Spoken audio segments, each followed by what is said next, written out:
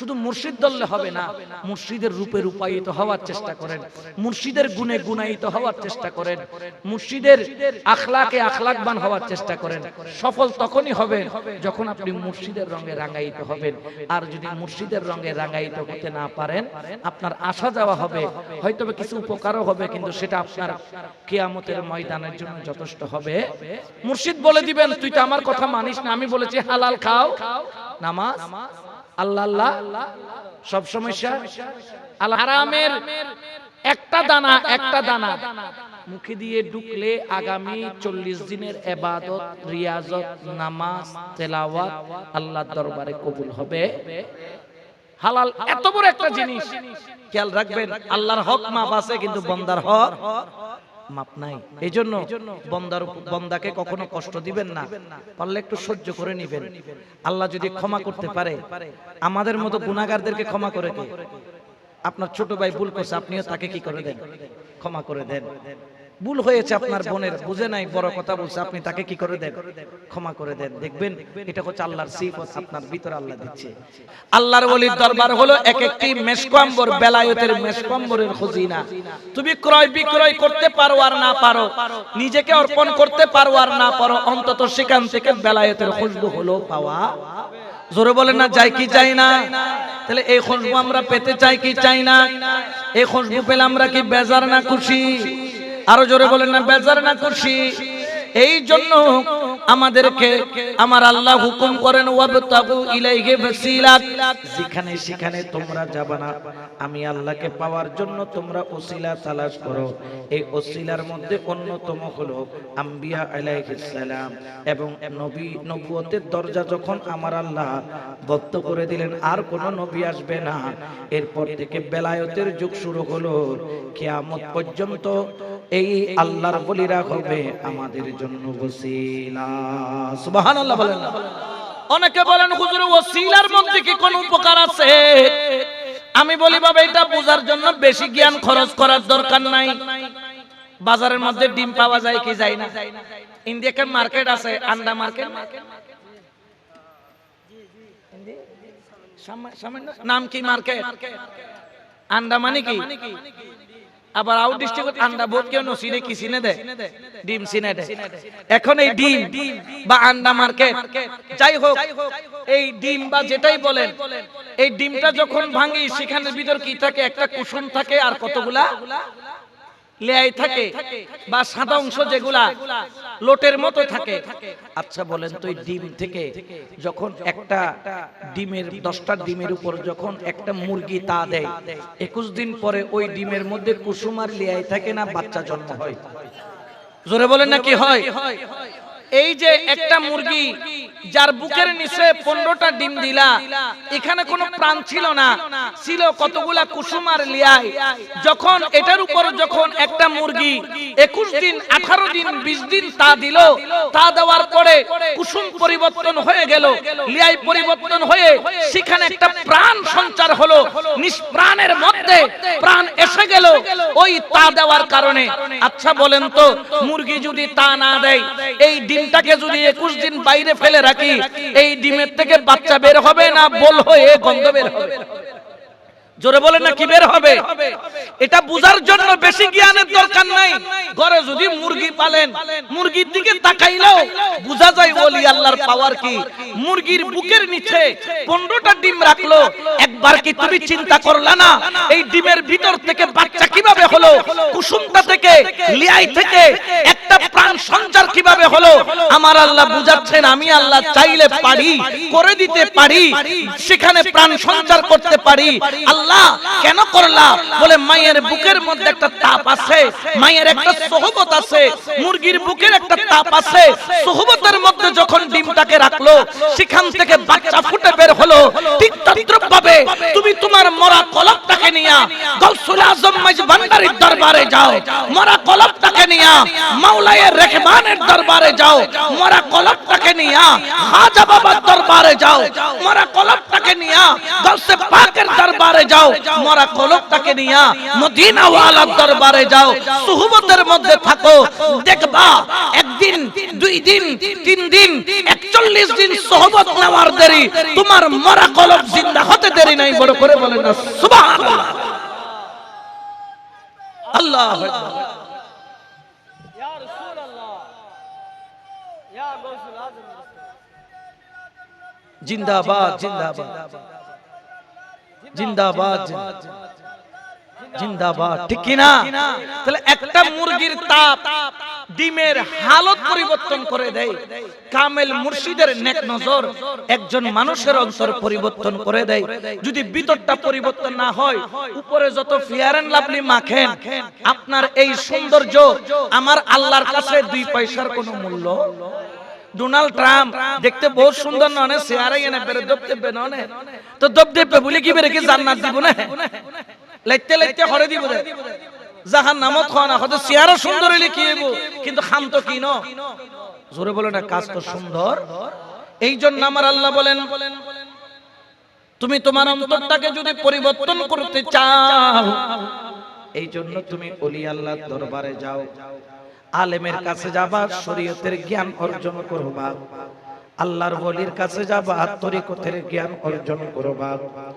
শরীয়ত ওয়ালার কাছে গেলে তোমার উপরের চামড়া, যেমন আমি দাড়ি রাখছি কতটুকু, এক মুঠ বলেন না, শরীয়ত বলতেছে দাড়ি কতটুকু রাখতে হবে, এক মুষ্টি। আমাদের মাযহাব অনুযায়ী কতটুকু? এক মুষ্টি। এক মুষ্টি দাড়ি আমি রাখছি, এটা শিক্ষাটা পাইছি কিসের মাধ্যমে? শরীয়তের মাধ্যমে, বলে না শরীয়তের। আমি চুল রাখছি, আমার চুলকে বলে বাবরি চুল, আমি চুল রাখছি এটা সুন্নতি চুল, তবে এই শিক্ষাটা পাইছি কিসের মাধ্যমে? শরীয়তের মাধ্যমে। আমি নখ কতটুকু রাখবো, শরীয়ত আমাকে শিখাইয়া দেয়। দাড়ি কাকে বলে? এই যে উপরের চামড়ার, এগুলা কিন্তু দাড়ি নয়। দাড়ি হচ্ছে আপনার এখানে হাড্ডি যেটা আছে, এই জায়গায় কি আছে? হাড্ডি আছে। হাড্ডির চোয়ালের উপর যেই লোমগুলা গজে, এগুলা হচ্ছে কি?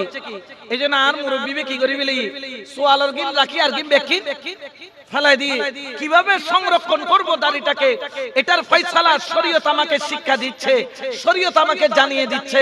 এই জন্য দেখবেন শরীয়তের সাথে সম্পর্ক হচ্ছে বাহ্যিক।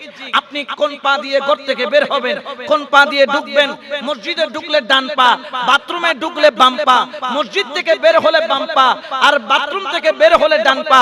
শরীয়ত আপনাকে সেটা শিক্ষা দিচ্ছে। কিন্তু ওলির কি দরকার?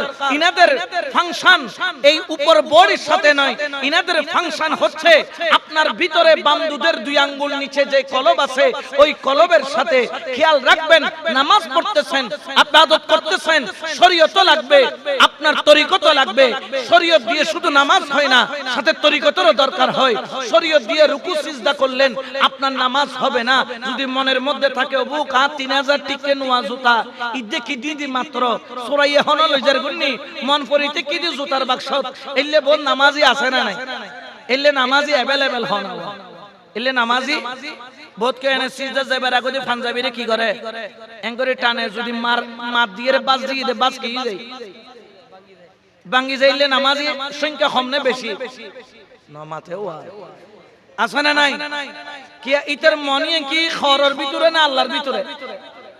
3000 টাকা দিয়ে এফেক্ট তুমি জুতা কিননি, আল্লাহু আকবার যেতে হই লাদ সরাইয়ে কিনে যাবি, তাহলে ইতার মন কি আল্লাহর মিকে না জুতার বাক্সের মিকে? তো নামাজ তো বিয়াকিত ঠিক আছে, খোদা মন ঠিক নাই যে আল্লাহ ফাওয়াইলুল লিল, ইতার নামাজ ইল্লো খরচ যাইব দে ওয়াইল জগৎ যাইব, খানা খরচ যাইব দে ওয়াইল জগৎ যাইব। আবার এরকম নামাজ আছে যেটা কারবালার ময়দানে ইমাম হুসাইন পড়েছিল, সিজদা একটা দিয়েছে সুবহানা রাব্বিয়াল আ'লা বলতেছে, গর্দানের উপর ছুরি চলতেছে, হুসাইন ছুরি যে চলে তোমার কি ব্যথা লাগে না? হুসাইন বলে ব্যথা তো লাগে, তাহলে তুমি কেন উঠতেছ না? মুঝে ব্যথার চাইতে খোদার প্রেমের জিকির, খোদার প্রেমের সিজদা আরো বেশি মজা লাগে। সুবহানাল্লাহ। কারণ হুসাইনের নামাজও ঠিক আছে, হুসাইনের কলব, আমাদের নামাজ ঠিক আছে, কণ্ঠ ঠিক আছে, সুর ঠিক আছে, কিন্তু ভিতরে জোরে বলেন না, ভিতরে ভিতরটা যদি ঠিক না থাকে ওই নামাজের 5 পয়সার কোনো দাম। আল্লাহ আপনার নামাজের কোয়ান্টিটি দেখবে না, ইবাদতের কোয়ান্টিটি দেখবে না, আপনি কত ইবাদত করলেন সেটা দেখবে না, কিন্তু আল্লাহ আপনার জিকির আজকার ইবাদত বندگির কোয়ালিটি দেখবে। কোয়ান্টিটি এক জিনিস, কোয়ালিটি জোরে বলেন না কোয়ালিটি। বাজারের মধ্যে আইফোন 30 প্রো ম্যাক্স বা আইফোন 60 যেগুলো এখন চলতেছে, দেখবেন এগুলা আপনি রিয়াজউদ্দিন বাজার গেলে 5000 টাকা দিয়ে পাবেন, হুবহু আইফোন, কিন্তু one time use to time কত লাগবে? কোয়ান্টিটি অনেক, কিন্তু কোয়ালিটি, জোরে বলেন না কোয়ালিটি। আবার একটা 2 লাখ 2.5 লাখ টাকা একটা আইফোনের দাম, 16 প্রো ম্যাক্স আপনি যখন কিনলেন 2.5 লাখ টাকা দিয়ে, এই একটা ফোন, এটার কোয়ান্টিটি কম, সব জায়গায় পাওয়া যায় না, কিন্তু কোয়ালিটি।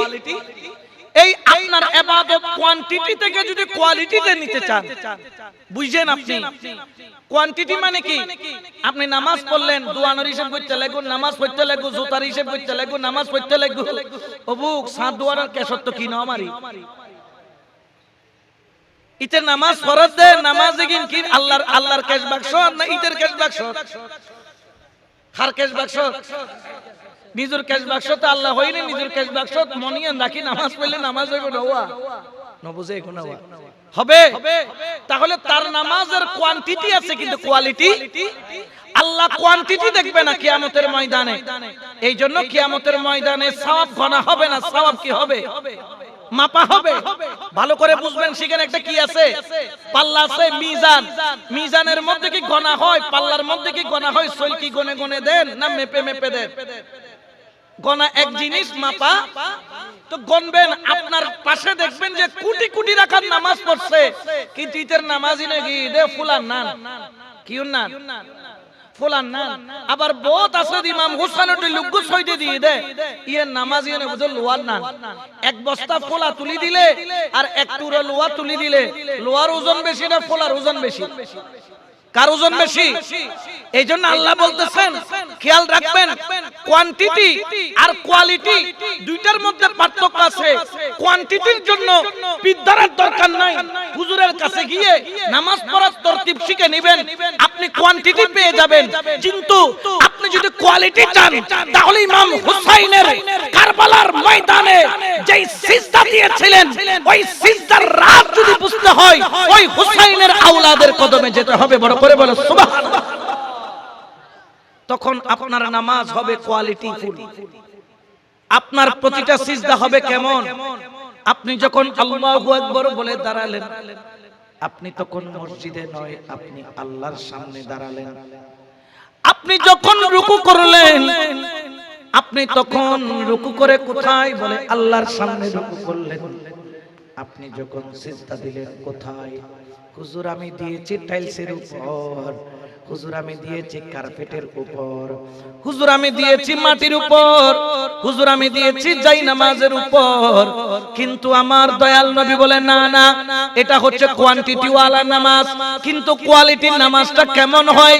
তাদের সিজদা মাটিতেও পড়ে না, জায়নামাজও পড়ে না, তাদের সিজদা টাইলসের উপরও পড়ে না, তাদের সিজদা কার্পেটও পড়ে না।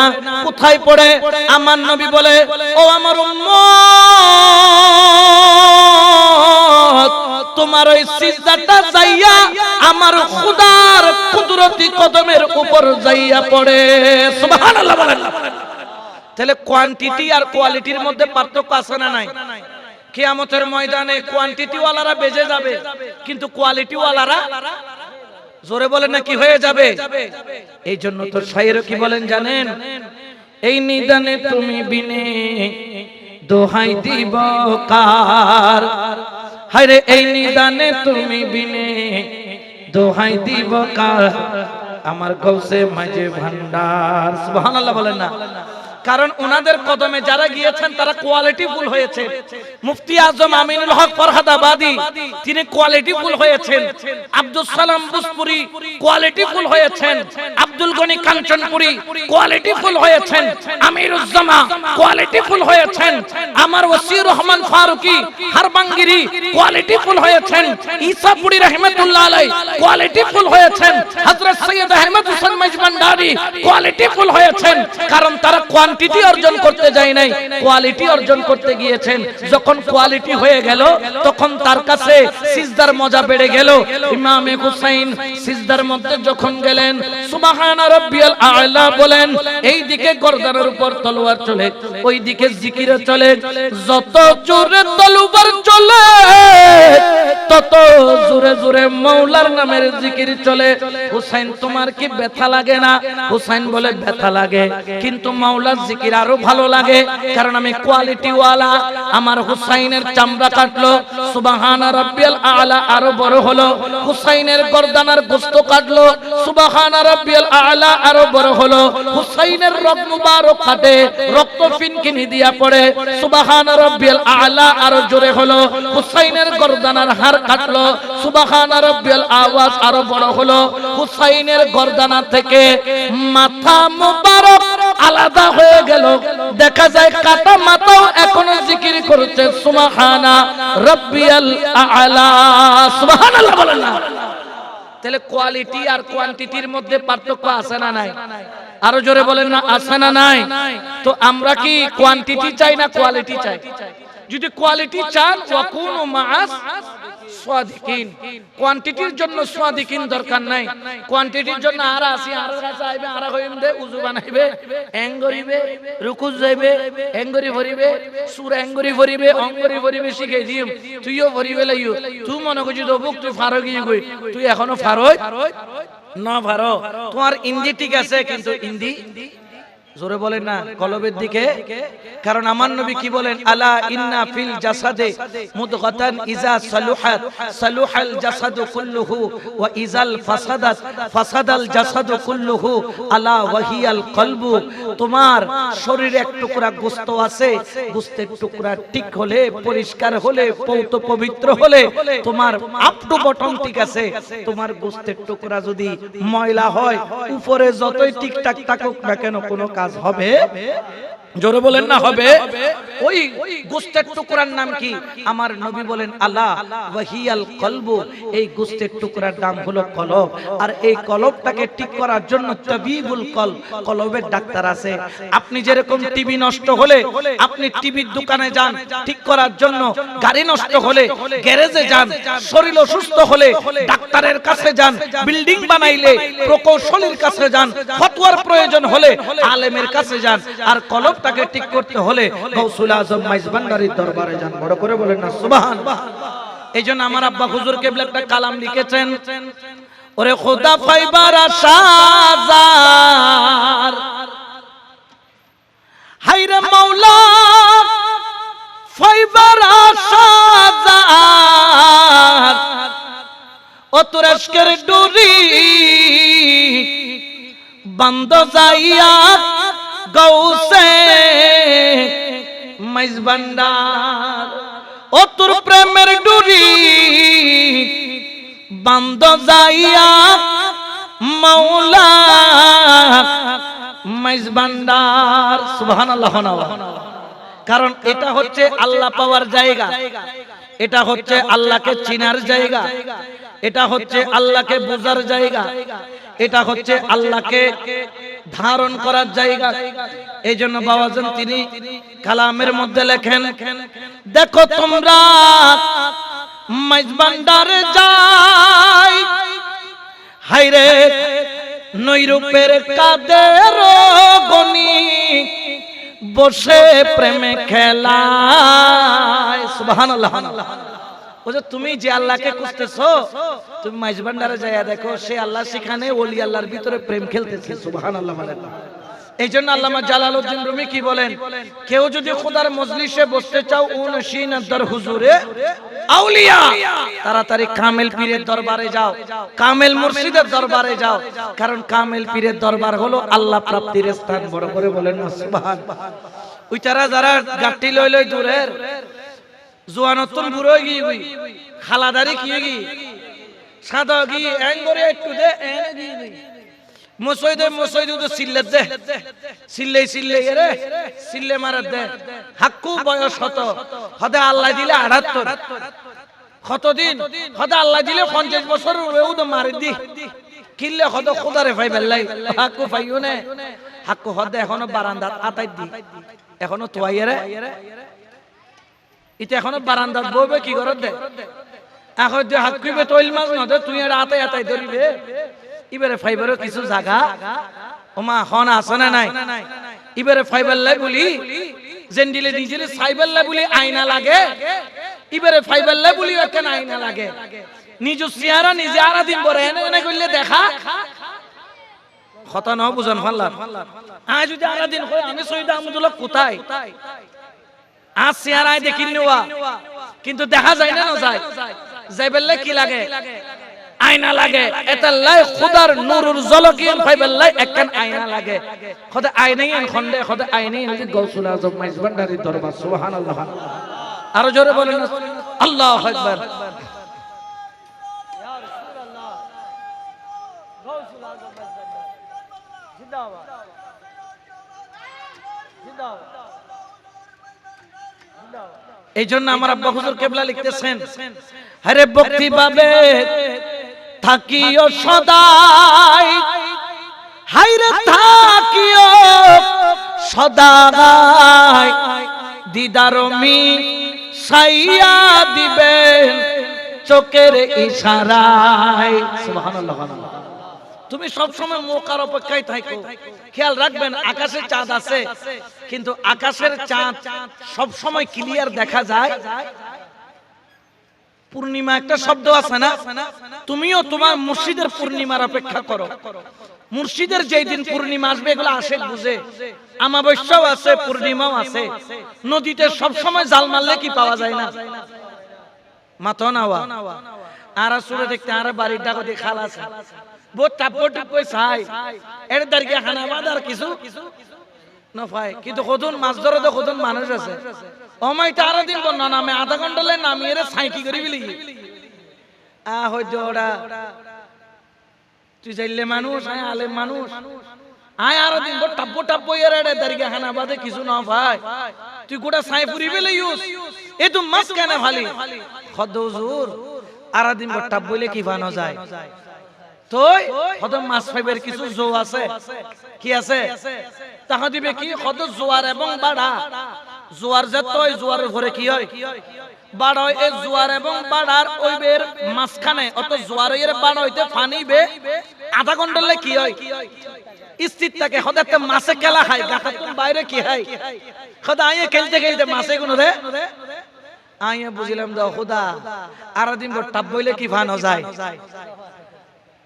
এটা মুর্শিদের দরবার পরিত্যাগ করিব হতে পূর্ণিমা এর শয়তান করিব হতে জোয়াইদ মুর্শিদের কিছু জো আছে জোয়েনর কি গরম করে অপেক্ষা ইয়া আরো তেলঙ্গ রেডিমেড মুড়ি দেন এনে এখন যে এখন পাই বেলাইতাম এখন ইন্ডি টু ইন্ডি ওলি ওই বাইরে তো সাই দিলে বহুত আসে রে নাই আবার যদি ফিরে একখানা মোহাম্মদ ঘর দাও উঠতে উঠতে মোটামুটি তাল গাছর আঘাত ফিরে তুই আরো দুই ডাঙ্গুরে আছে এতে ফির জেদ্দুর অহংকার না করে জেদ্দুর না হইয়া তুনিতে আরো বেশি এলে আসনে নাই যে গাছের মধ্যে ফল বেশি ধরে দেলে গুণ কুর্মিকে থাকে না নিচের মিকে থাকে কারণ যে গাছের ফল গাছের টেলিত ফল বেশি ধরে টেলিবে ঝুঁকি যায় যার ভিতর মারেফতের জ্ঞান বেশি থাকে সব সময় নামাজি থাকে ঝুঁকি থাকে দেবে তো খুনে খানে বারান্দায় ইন্দি উন্দি ফরিতে কি আর আট ডইলে কতদিন আছে লাশাবগিরি মারে মোটামুটি একটা জুতা খুলতো কি নতায় খবর নতাই দি বউবে আবুল বিরি টানা দে ইতে মনে করি কি হযরত কেবলা ইন্দি আবুল বিরি টানা দিয়ে ন দেয়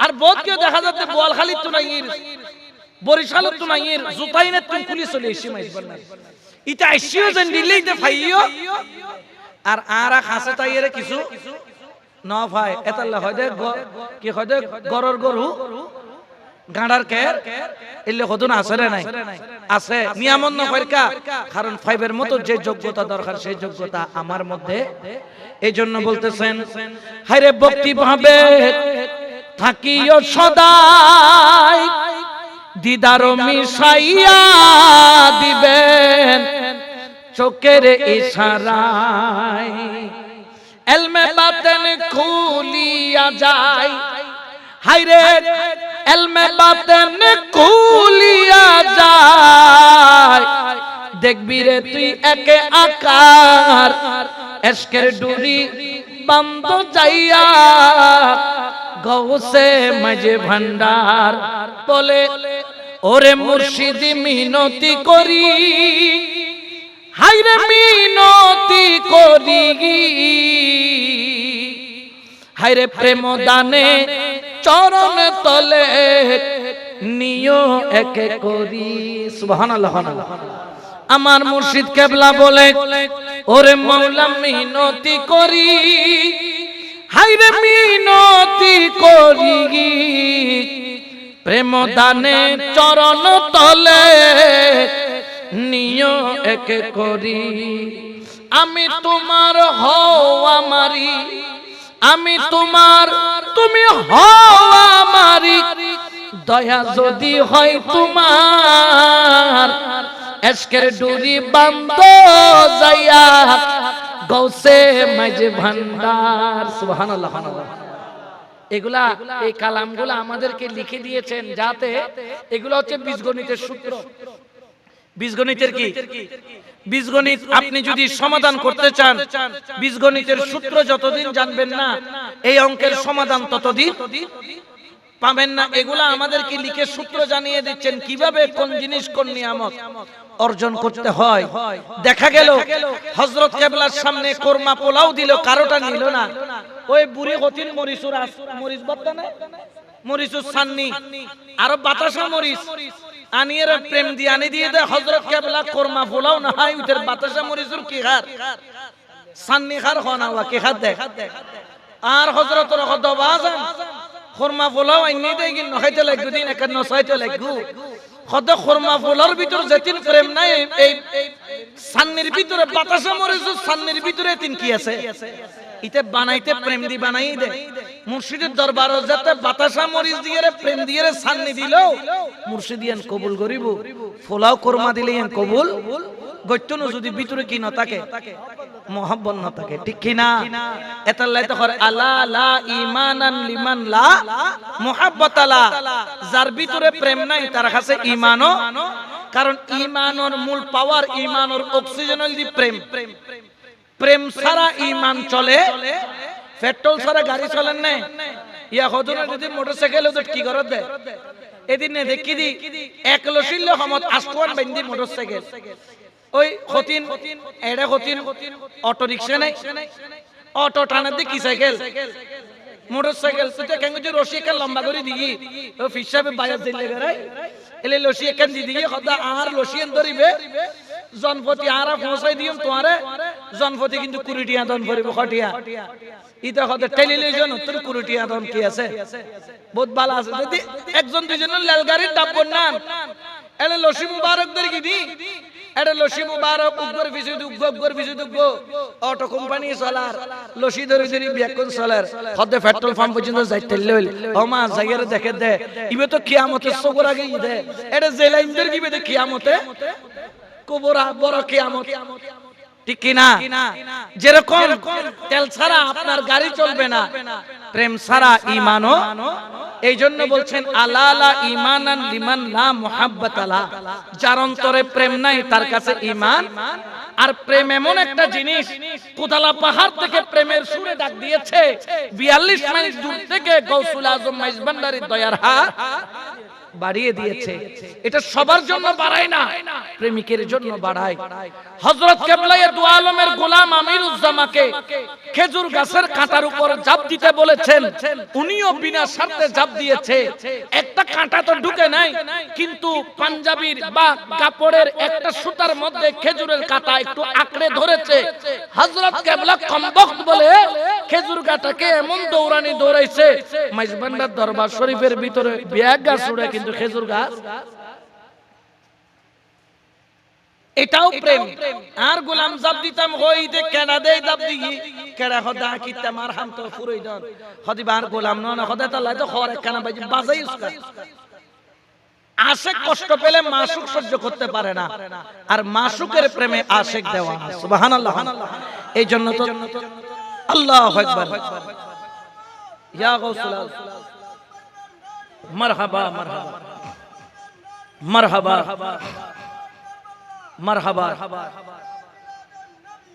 এই জন্য তো দরবারিরাও বলে প্রেম খেলা ইশকের মামেলা সবে জানে না রে প্রেম খেলা ইশকের মামেলা সবে জানে না আশিক ছাড়া মাওলার দিদার কখন মিলে না রে ইশক ছাড়া মাওলার দিদার কখন মিলে না রে প্রেম খেলা ইশকের মেলা সবে জানে না সালাতুনিয়া রাসূলুল্লাহ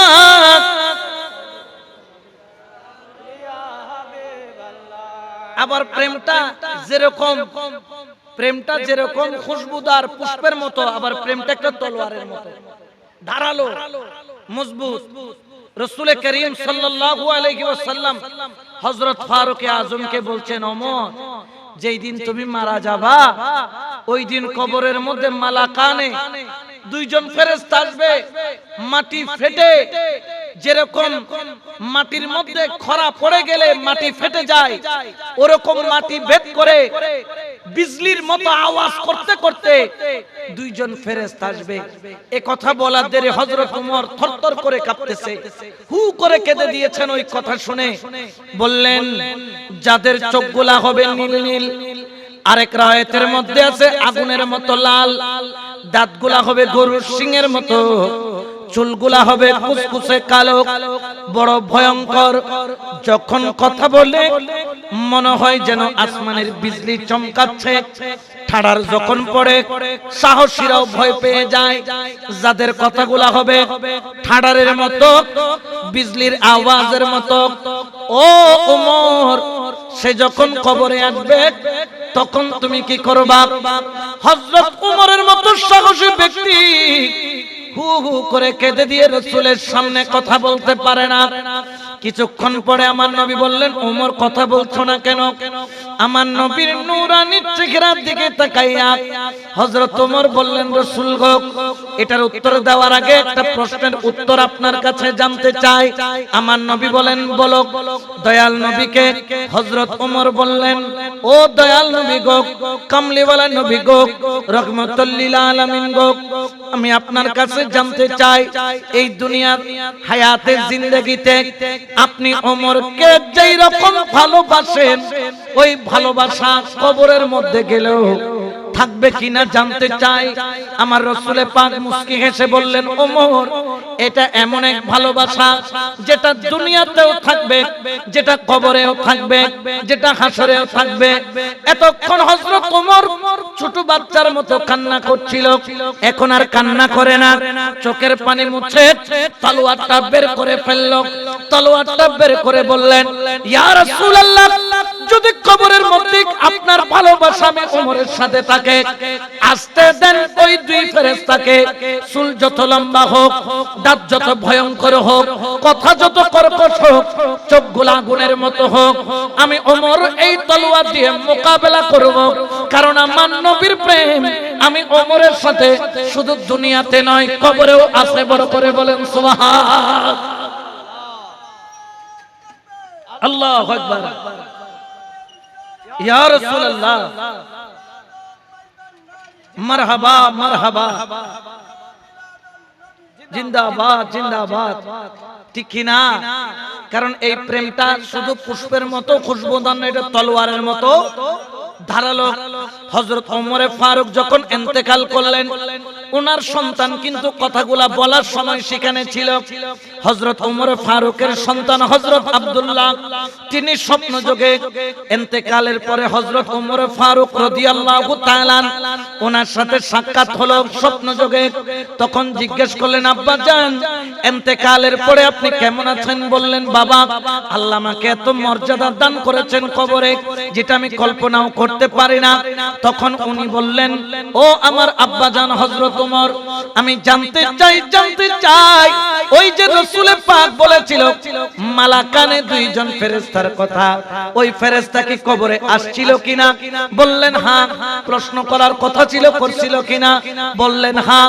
কি প্রশ্ন করেছে? প্রথমে প্রশ্ন করলো মান রব্বুকা, জিজ্ঞেস করলো আমাকে তোমার রবকে। আমি ওমর বললাম আমাকে প্রশ্ন করার আগে বল তোদের রবকে। সুবহানাল্লাহ। না ইবে হদো মা মন কিডনকের জন্য খবর তাই এর হদে আয় গরগুম তো প্রশ্নই উল্টো আরে না ঘরের বাংলা আর গো হদে তি আসতে মা ইবের নিশ্চয় কোন একখান ফাওয়ার আছে হদে তোই অনে আয় অনত্ব বুসললে যে অনর রব কোন অন উল্টো আর তো আরো কইতালে কোন আর রব হদে বেশি না মাতি জিয়ে কইন কি দে ইয়া সওয়াল জবাব কি হযরত ওমর সাল্লাল্লাহু আলাইহি ওয়াসাল্লাম নাকি সওয়াল জবাব মুনকির নকির সাল্লাল্লাহু আলাইহি ওয়াসাল্লাম? তো ইতারা দুনিয়া কত আর রব আল্লাহর কি, তো হযরত ওমর কত তো আর গো কি আলাদা না, আর গো আল্লাহর কি। সুবহানাল্লাহ। বললেন আচ্ছা ঠিক আছে, ওমা দিনুকা, ওমর তোমার দিন কি, তোমার ধর্ম কি? হযরত ওমর কত প্রশ্ন কর আগে তোমার ধর্ম কি? আম কত ওমা আনো কইবেন খোদা কে তুই হ ইবে কদে তুমি ফাওয়ার কি? হযরত ওমর কত আন নবীর ভালোবাসা আল্লাহ আছে, এত ফাওয়ারের ক্ষমতা নাই। সুবহানাল্লাহ। খোদা আমার দিন ইসলাম, তো হযরত ওমর বললেন তো তোমার গান ইসলাম হইলে আর গান কি আলাদা না? আর গান। এরপরে বললেন মা কুনতা তাকুলু ফি হাক্কি হাযার রাজুল, ওরে আমার দয়াল নবী যখন সামনে আসলেন আমার ফারুক আজমের চোখের পানি জর্জর করে জরে, ও মুনকির নকির সরে যা, আমি যার দেওয়ানা যার ভালোবাসায় পাগল তিনি তো আমার সামনে। আমার রাসূল পাক বললেন মুনকির নকির সরে যাও, হটে যাও, ये मेरा आशिक है, ये मेरा दीवाना है। রাসূল যার জন্য সাক্ষী হয়ে যায়, মুনকির নকির সেখান থেকে চলে গেল। ও ওমর তুমি এত সাহস কিভাবে পেলা? বুঝ আমার সাহসের মূল হলো আমার মুর্শিদ রাসূলুল্লাহর ভালোবাসা। সুবহানাল্লাহ। তাহলে প্রেমটা ফুলের মতো যেরকম খুশবুদার, আবার প্রেমটা তলোয়ারের মতো দাঁড়ালো। তাহলে এই প্রেমের দাম আছে না নাই? আরো জোরে বলেন না আছে না নাই? এই প্রেমের যারা আশিক, এই প্রেমের যারা দেওয়ানা হবেন, এই প্রেমের যারা হকদার হবেন তারা নিয়ামত পাবেন, এবং এই নিয়ামত আপনার কবরেও কাজে আসবে কি আসবে না? আরো জোরে বলেন না আসবে কি আসবে না? এই জন্য শায়ের বলেন রূপের রাজা বটে তুমি, তাহারে কি রেনু আমি, রূপের রাজা বটে কি তুমি, তাহারে কি রেনু আমি, আমি তুমি তুমি আমি করো একাকার, আমি তুমি তুমি আমি করো একাকার। আমার গৌসে মাঝ ভান্ডার জীবন তোরি কান্ডারি, গৌসে মাঝ ভান্ডার বলো জীবন তোরি কান্ডারি, গৌসে মাঝ ভান্ডার। এই নিদানকে তুমি বিনে দোহাই দিব কার, বলো এই নিদান তুমি বিনে দোহাই দিব কার? আমার গৌসে মাঝ ভান্ডার জীবন তোরি কান্ডারি, গৌসে মাঝ ভান্ডার বলো জীবন তোরি কান্ডারি, গৌসে মাঝ ভান্ডার। সালাতুনিয়া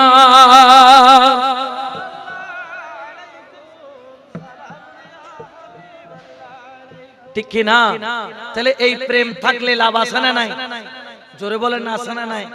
আরে আল্লাহ তো গুপ্ত ছিল, কুনতু কানজান মাখফিয়ান, আল্লাহ তো গুপ্ত ছিল, ব্যক্ত কেন হলো? প্রেমের কারণেই ব্যক্ত হলো। সুবহানাল্লাহ।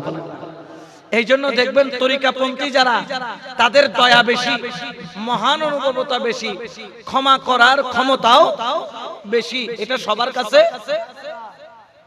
একমাত্র যারা ওলি আল্লাহর প্রেমিক, তরিকতের প্রেমিক, একমাত্র তাদের কাছে থাকে। বড় করে বলেন না সুবহানাল্লাহ।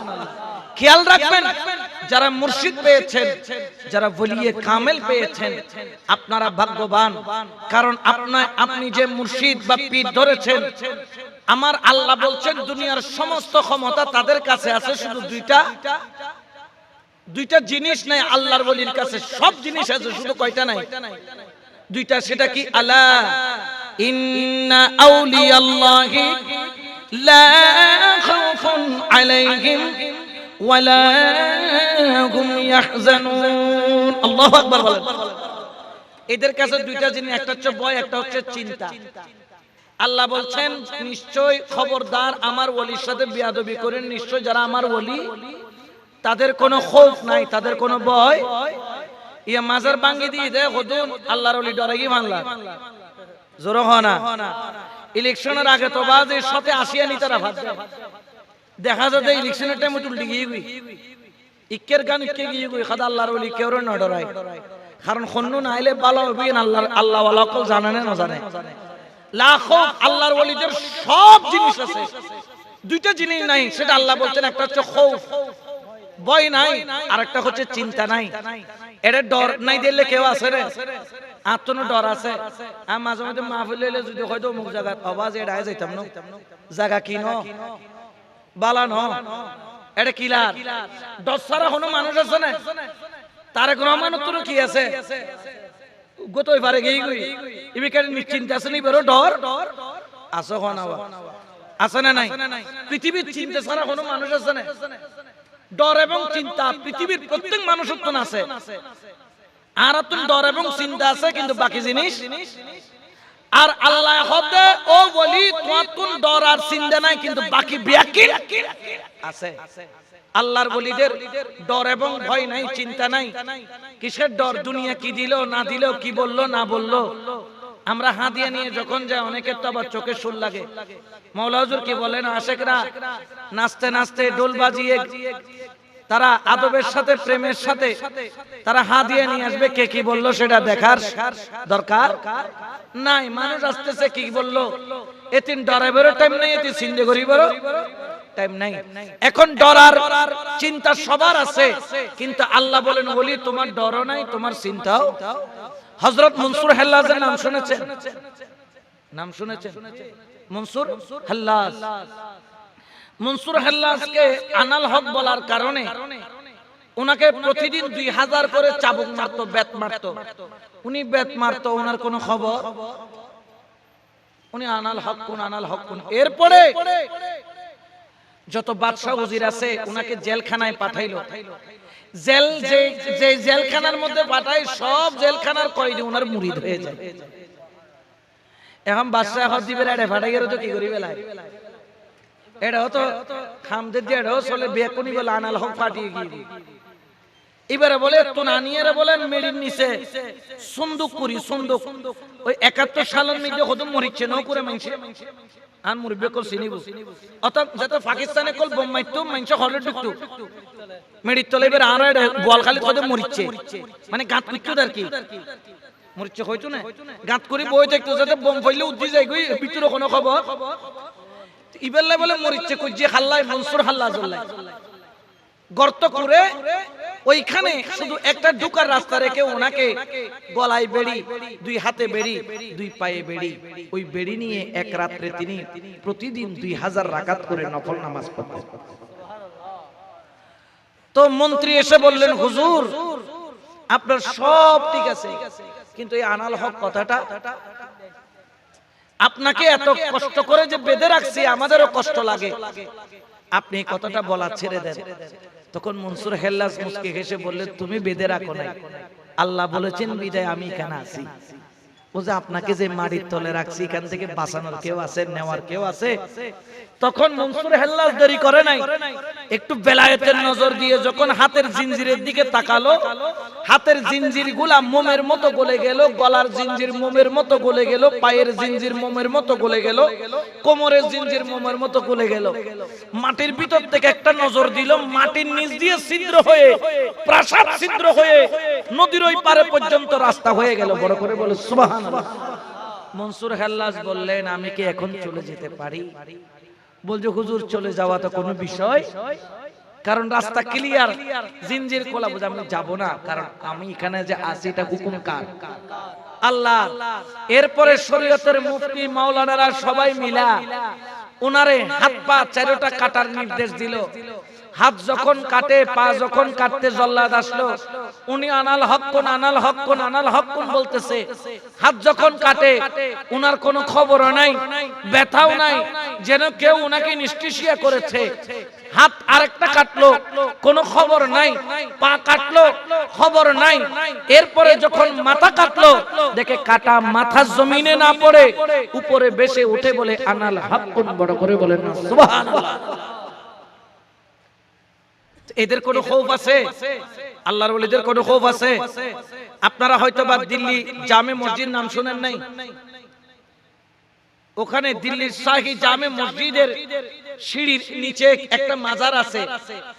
এটার নাম শহীদ হযরত শহীদ লাল শাহ রাহমাতুল্লাহ আলাইহি, সম্ভবত ওনার মাজার, ওনার কবর মুবারক, মাজার মুবারক, রওজার দেওয়াল সব লাল। উনি এরকম মনসুর হাল্লাজের মতো আশিক ছিলেন। বাদশা ওনাকে দিল্লি শাহে জামে মসজিদের সিঁড়ির সামনে জুমার নামাজের পরে হাজার হাজার মানুষের সামনে কি করেছিল? কতল করেছিল। যখন ওনাকে কতল করলো, কতল করার পরে কাটা মাথা পড়ে গেছে, উনি দাঁড়িয়ে গেলেন। দাঁড়িয়ে নিজের হাতে নিজের মাথা নিয়ে দিল্লি শাহে জামে মসজিদ উঠে যান। ও যে খুদা, মাথা তো হারাইও, আজ এ ব্যাকিন বেদ করে দিম। সুবহানাল্লাহ। মানে রহস্য কি করে দিব? প্রকাশ করে দিব। যখন উনার সর মুবারকের চুল ধরে উনি নিজে দিল্লি শাহে জামে মসজিদে যায়, তৎকালীন যিনি কুতুব ছিলেন গায়েবী আওয়াজ দিলেন, হে আল্লাহর ওলি, আল্লাহর ইজ্জতের চাদরে তুমি আঘাত করিও না। এটা আল্লাহর ইজ্জতের চাদর, রহস্য, এটাকে রহস্যই থাকতে দাও। আস্তে করে তিনি কলমা পড়তে পড়তে জমিনে শুয়ে পড়লেন। বড় করে বলেন সুবহানাল্লাহ। তো আল্লাহর ওলির অনেকগুলো বিষয় থাকে যেগুলো তোমার মতো আমার মতো গরুর মেধা দিয়ে বোঝা সম্ভব। এগুলা বোঝার জন্য আল্লাহ ওয়ালার মেধা লাগবে, আশিকের মেধা লাগবে। এতাল্লাহ মাইজবান্ডার দরবার শরীফ বুঝুন ব্যাখ্যানো দ্বারা সম্ভব নয়। জীবন নাচ দেখতে যাইবে, নাচ দেখে। জীবন মজ দেখতে চাই, মজ দেখে। জীবন জুয়া দেখতে চাই, জুয়া দেখে। আর জীবে খোদা দেখতে চাই, রসুল দেখতে চাই, জীবে রসুল দেখে। ঠিক কিনা? এই জন্য খবরদার, আপনি ওলির দরবারে যাইতে মন না চাইলে আপনি যাবেন না। আপনারে কেউ দাওয়াত দেয় না যে আর বাজানোর দরবারে চলো, আইয়ো আইয়ো। এই যে গত 22শে চৈত্র উরস গেল, 10শে মাঘ উরস গেল, আপনাদেরকে কি কেউ পকেটের গাড়ি ভাড়া দিয়ে নিয়ে গেছে না নিজের পকেটের গাড়ি ভাড়া দিয়ে গেছে? বিয়ে হইলে আরো দিন বিয়ে গিয়ে একখান গাড়ি দিয়ে, সেরকেন গাড়ি দিয়ে বাড়িতে মানুষ লইছে বেলা। কারণ গাড়ি না দিলে মানুষ ক্লাবত যাইতো না। এটা আবার ডাকনো পড়েন, আবার তোয় আনি দিয়েও জন করেন। ইয়া তোমারা পকেটের পয়সা খরচ করি গেইও, চেয়ার টেবিলত বয়া খাবাই না মেডিত বয়া খাবাই না? খাইও না, খাইও খাই এখন নারাজ হইও না নাকি আলহামদুলিল্লাহ হইও? তো এটা কেউ দত দিয়াল না করে, কেউ দত না দে। বেকুন আফসারাব জাদা হদে কিয়া হদে সিডির বয়ম জিবে আছে। আর এটা ডুলিয়ার মালি হয়, ডুলিয়ার মালি চিনো না? এটা কি আর মালি হয়? ডুলিয়ার মালি না? ঠিক আছে, তাহলে আর আল্লাহ বল খালিল্লা তোর লিয়েন, ঠিক আছে। ডুলিয়ার মালির ভিতরে সিনির বয়মরে হাং মারি ডুলিয়ার মালির কোনা লাই দি আন্দারের ভিতরে। আচ্ছা ফিয়ারারে কি কম পড়ে না? এটা চিনি আছে।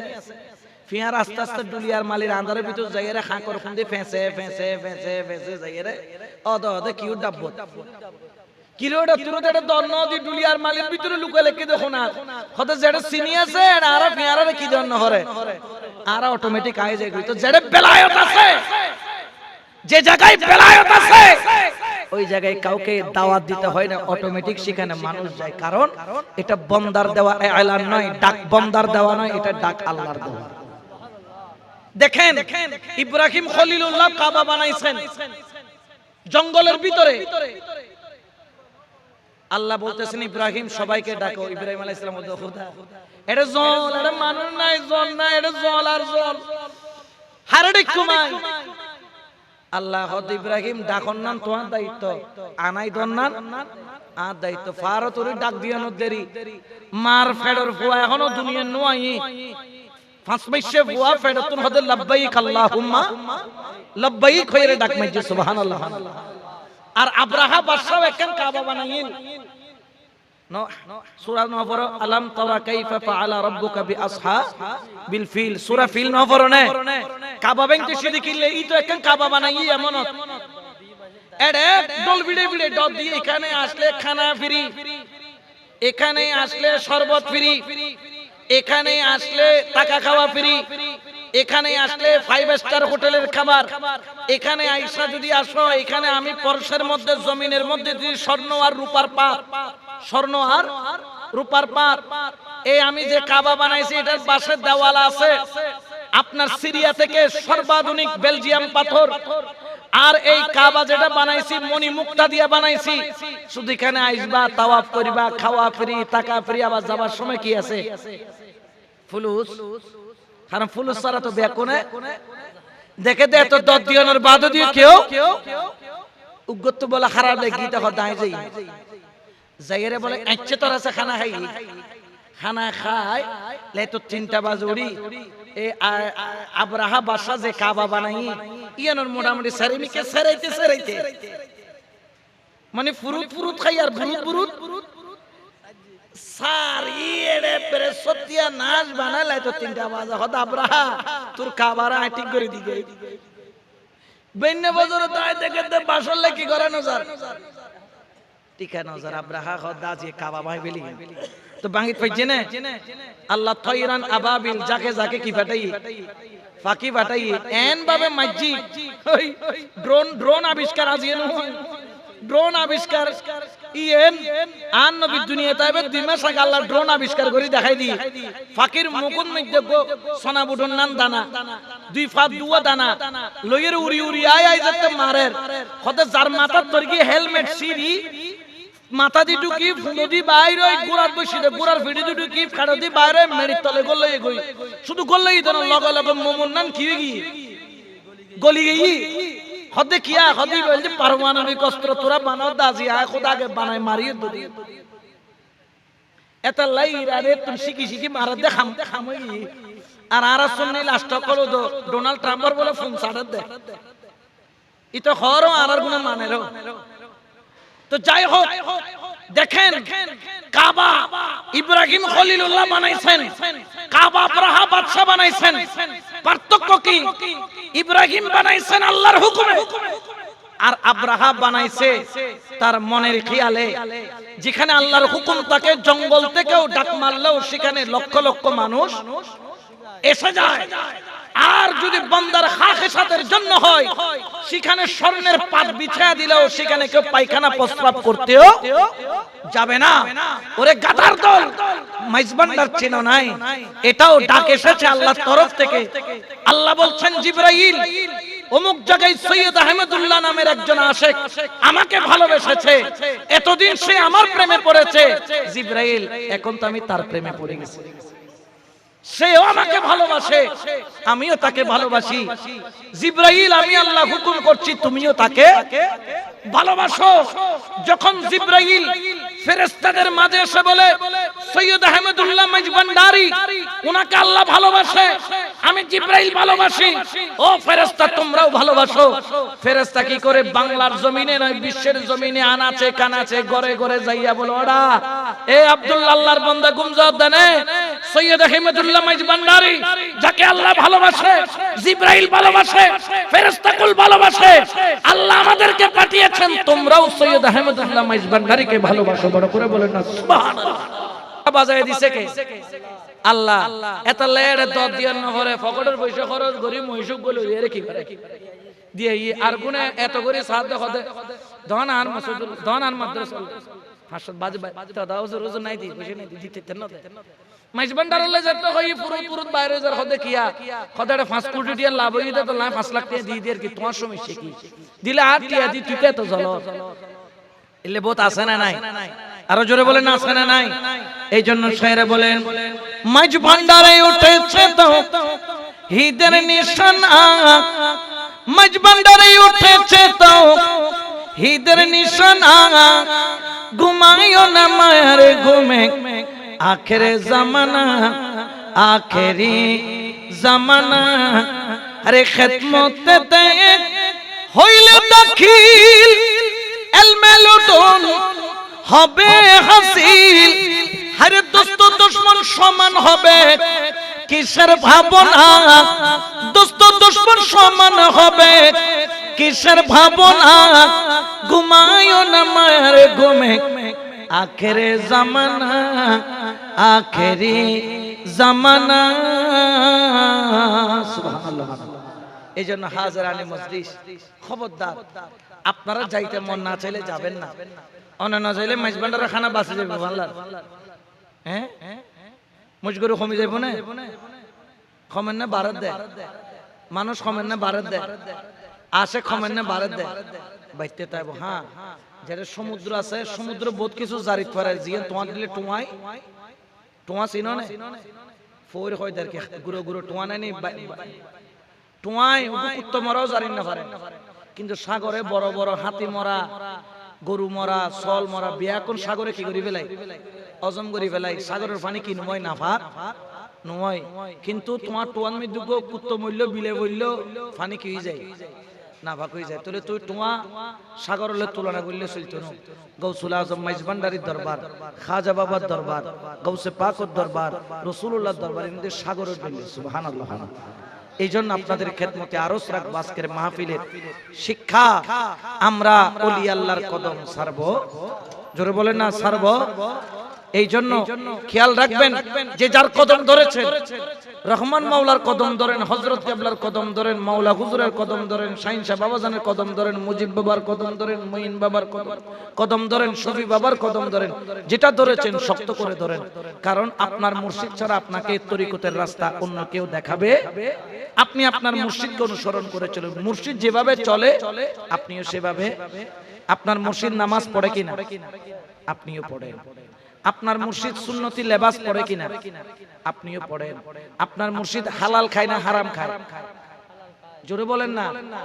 তাহলে আপনিও হালাল, এবং হুকুম তোমরা কবুতরের মতো বাঁচিয়া বাঁচিয়া হালাল খাও, নামাজ পড়ো, আল্লাহ আল্লাহ, সব সমস্যা মিটে যাবে।